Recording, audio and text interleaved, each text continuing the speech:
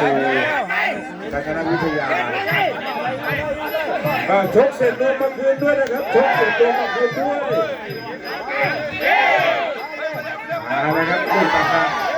แรงๆตัวไม่ดีจะใส่แล้วพูดต่อไปลงมาคืนด้วยนะครับ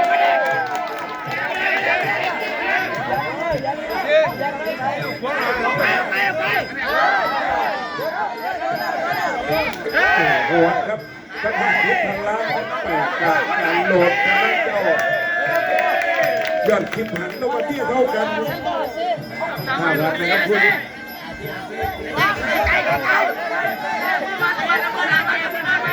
ร้อยตำรวจเอกคนกันจะสายรับผู้สัมผัสคุณทีมงานชุดเพชรดำไทย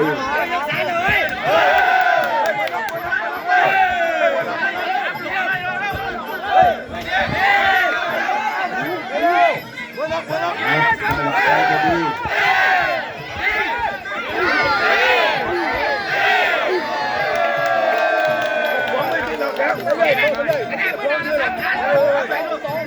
ตั้งหัวยิ่งสูง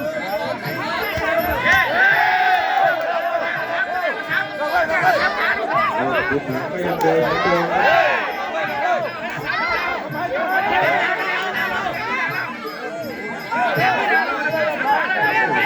ถือปืนเอาด้วยครับเจ้าตู้ขวาครับเพชรพันล้านเพชรพันล้านนี่จะเป็น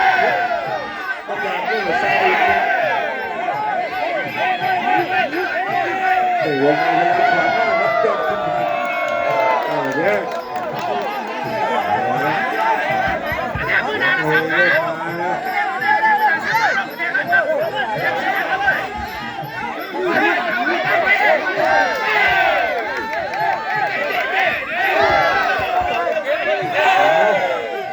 มันเล่นทั้งคู่กับตัวยกที่3ครับเข้าแบบนี้จะเลือกเข้าแบบนี้เฮ้ยคนเอาสายยืนดีๆ3 2 4 5อย่าเลี้ยวกระแทกออกตุ้มเลย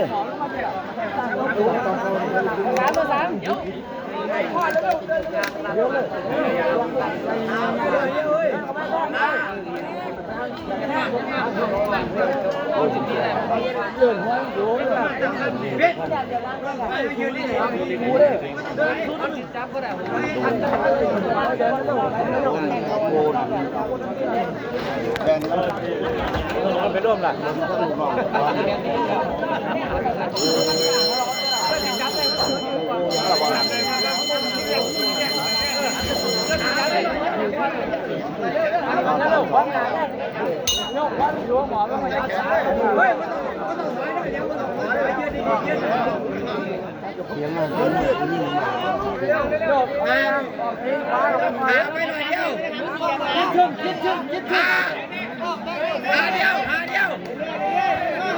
ยาเขียบแต่เพื่อนยาเขียบเฮ้ยยาเขียบเลยตัวนั้นได้แล้วเฮ้ยเพื่อนยาเขียบแต่เพื่อนยาเขียบยกที่4ครับแดกกระแทกนี้ยาเขียบแต่เพื่อนยาเขียบยืนเลยกระแทกเลยยอดที่1มวยมาตรฐานต้องบอลทั้งมวยครับ23ที่ได้การเข้าลงชุดนี้นะครับเทียบเลยว่าเทียบนี่นะบริการทั้งเงินสดและก็เงินเซ็นทั้งในชุดนี้เราช่วยเรา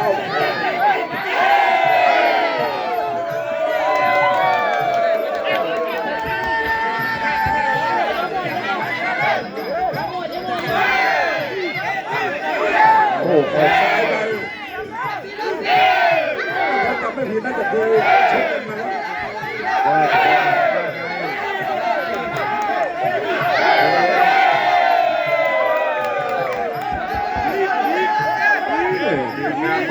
อย่าบอกว่าเดินกระตุ้นเจ้ายัดขึ้นมาเลี้ยงสั่งเดินอย่างเดียว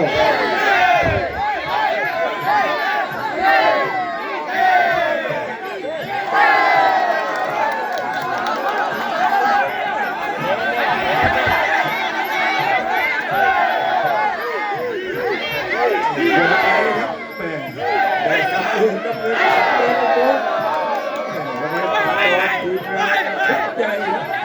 เข้ามาแล้วออกขึ้นมา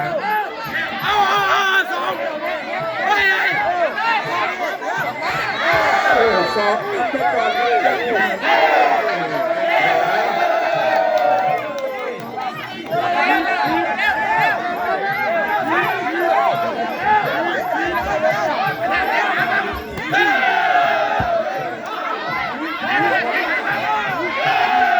โดนซ้ายครับ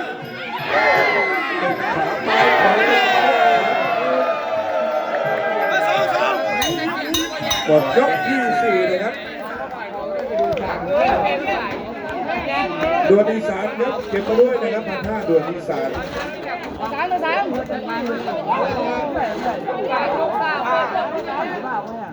แล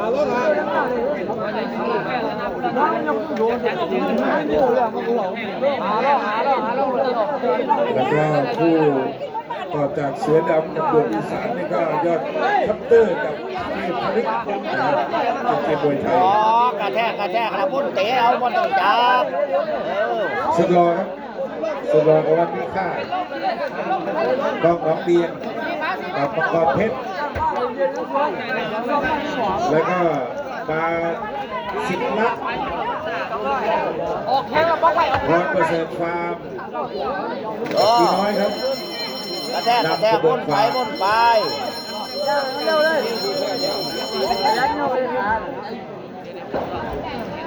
ออกแข้งแล้วบล็อกไว้ยืนดีๆยืนแข็งเลย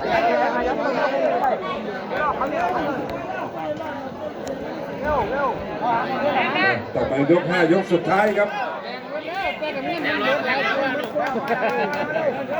แดงเว้นแล้วก็ต้องเงินเว้นหลายกว่าแม่มาไปอีกบล็อกไว้เร็วเลย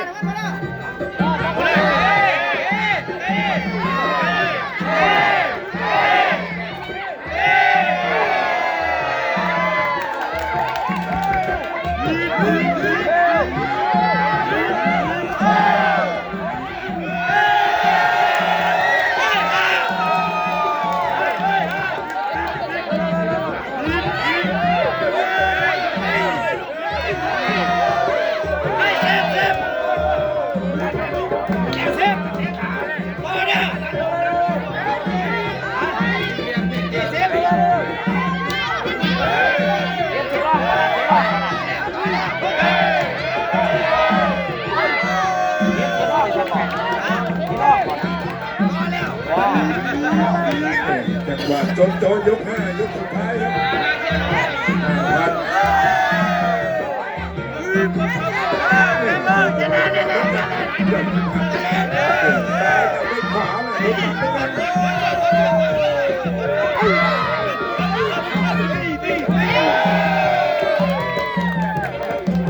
โอ้ซอยกันเป็นยังไงเก่าหัวรักเธอ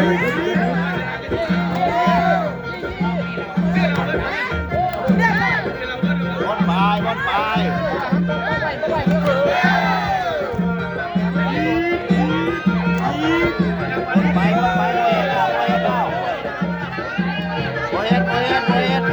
นไป